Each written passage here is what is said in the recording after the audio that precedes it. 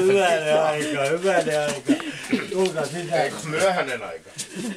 Tai myöhäinen aika. Mennään sisältä, kun on kutsuttu. Joo. Tenttu. Tule tänne.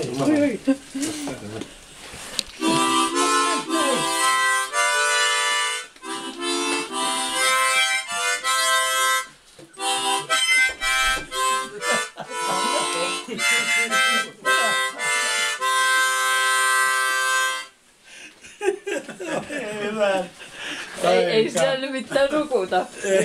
Mä mennään lainkaan. Terveisiä Pirkolta ja Tomilta. Ne ei uskaltaneet tulla. Me oli sovittu, että lähtee, mutta ei uskaltanut tulla, kun teitä vanhoja ihmisiä häiritsee, koska sukulaisia ei voi irtisanoa, mutta tuttavuuden voi. Jaa, voi hyvä. Joo. Ei. Meillä on nyt pieni palladi teille. Joo.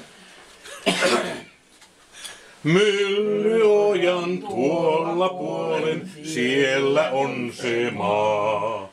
Sinne meidän Seppo pappa aina porhaltaa. Siellä ruohon leikkuria aina työntää saa.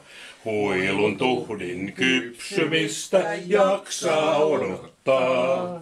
Oi jospa myöskin henkikirjat sinne muuttaa vois, niin sieltä Seppo talveksikaan tuskin lähtis pois.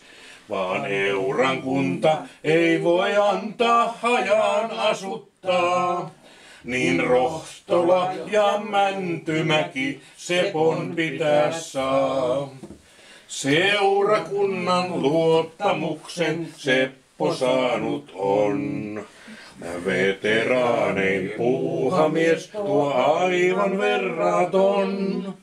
Järjestelee ja valmistelee aina menossa.